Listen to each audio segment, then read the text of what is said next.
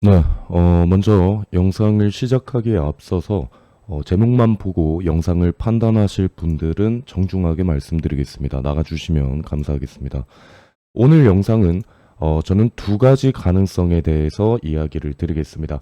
얼마 가지 않아서 대폭락과 함께 시즌 종료가 되는 가능성과 추가적인 상승이 나올 때 엄청난 상승을 일으킬 수 있는 그 가능성에 대해서 그렇다면은 그 범위는 어디까지일지 정말 극과 극의 상황에 대한 가능성을 이야기 드리고자 합니다. 영상을 보시고 판단은 여러분들이 하시는 것이지만 이 두 가지의 가능성 모두 충분히 나올 수 있는 상황이고 그 기준점에 대해서 제가 이야기를 드리고자 하는 거니까 꼭 영상을 끝까지 시청해 주시면 감사하겠습니다. 자, 7월 12일입니다. 비트코인은 현재 11만 8천 달러 정도 하고 있습니다. 신고점을 갱신한 이후에 가격을 버텨주고 있는 것을 볼 수가 있는데요. 지난 영상을 보시면 아시겠지만 약 1년 전부터 이 12만 5천 불 이 목표 타겟에 대해서는 이야기를 계속 드렸는데 그 영상에 대해서 보면서 그렇다면은 이제 대표님은 그 지점이 이번 사이클의 정점인가요?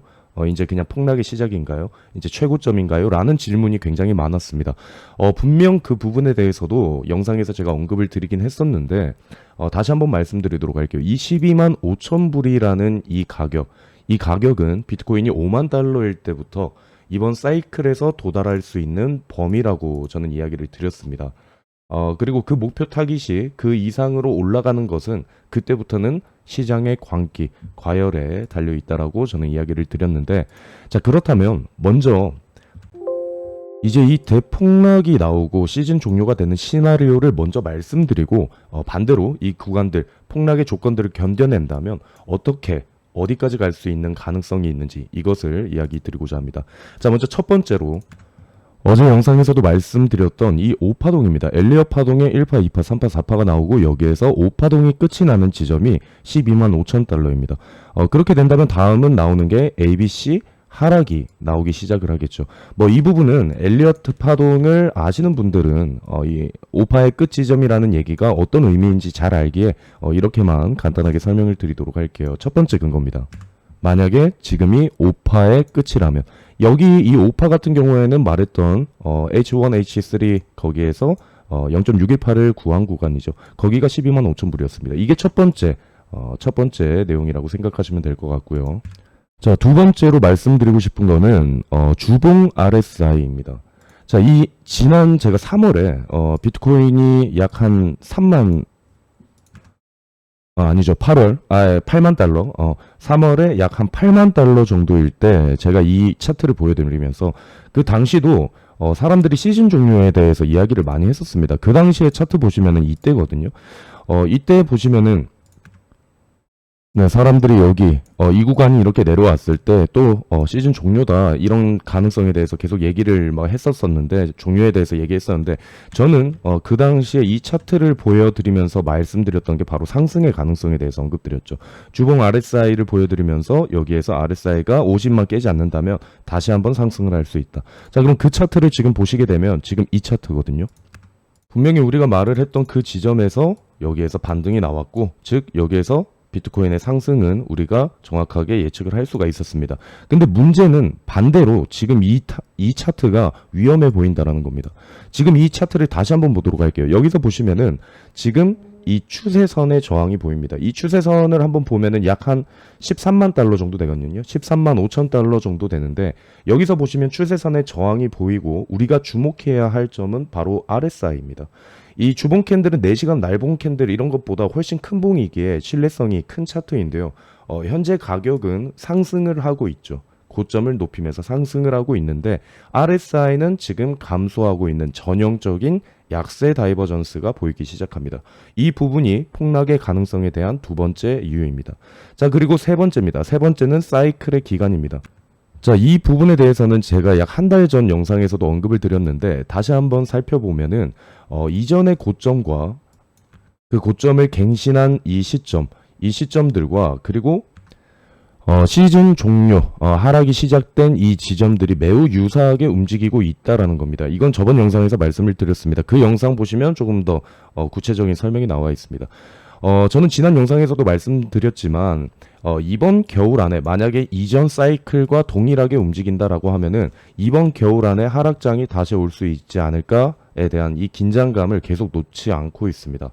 자, 그리고 우리가 이 시점 말고 간단하게 생각을 해서 21년도를 생각을 해봅시다.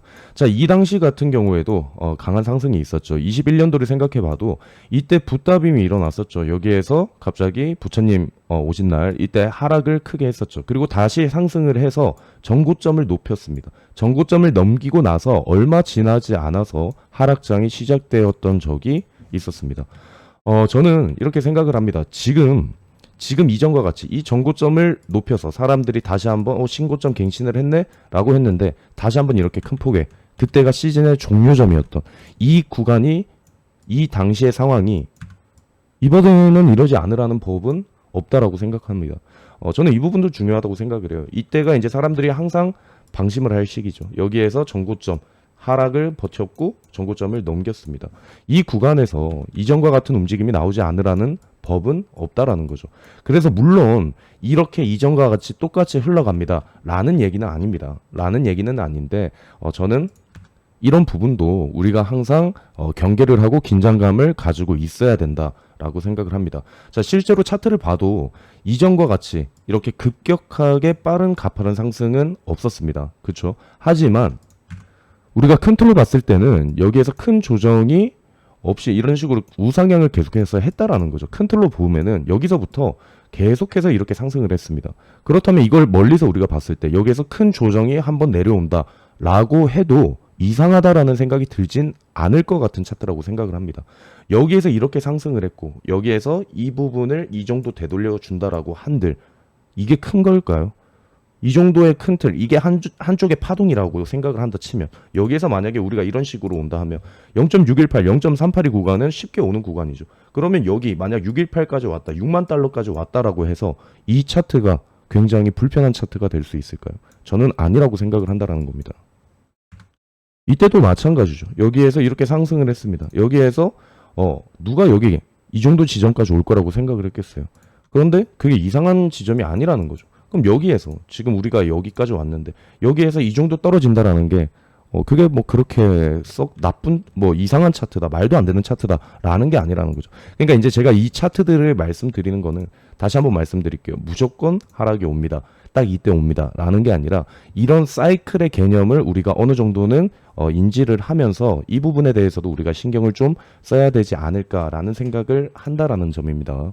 자, 오늘은 이렇게 세 가지에 대해서 대폭락의 가능성에 대해서 이제 이야기를 드렸는데, 이거 외에도 이제 온체인 지표들도 볼 것들이 많이 있습니다. 일단은 뭐 대폭락이 아니더라도 일단 단기적으로도 지금 이제 SSR, RSI도 레드존에 이제 진입을 하고 있죠. 뭐 여러 가지 이제 단기 조정의 가능성은 이제 높아가고 있는데 거기에 더해서 우리가 이런 아까도 말했던 이런 큰 틀에서의 진짜 여기 같은 경우에도 진짜 이게 차트상으로 여기 이렇게 찍고 여기에서 이제 하락이 시작된다. RSI 감소하면서 이런 식으로 하락한다. 여기에 대한 이 차트도 절대 이상한 차트가 아니거든요. 그러니까 이제 단기적으로도 지금 우리가 신경을 써야 되는 부분이 있겠지만 일단은 우리가 이런 여러 가지 위험 요소들을 잘 생각을 하자라는 얘기입니다. 자, 그럼 반대로 이런 구간들 다 넘기면서 상승을 시작하면 어떻게 될까? 어디까지일까? 말했듯이 지금 현재는 저항도 아무것도 없습니다. 그래서 저는 딱 하나의 가능성에 대해서 이야기를 드리고자 할 거거든요.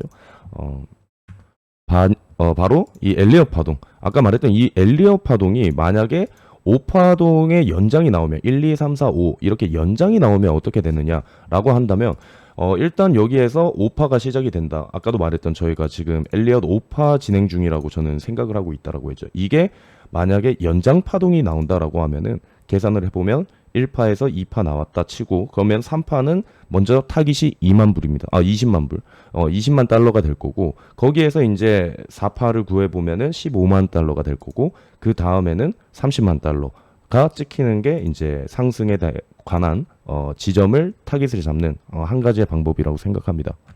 근데 저는 솔직하게 말씀드릴게요. 저는 30만 달러까지 갈 수 있을 거라는 생각은 하지는 않고 있습니다.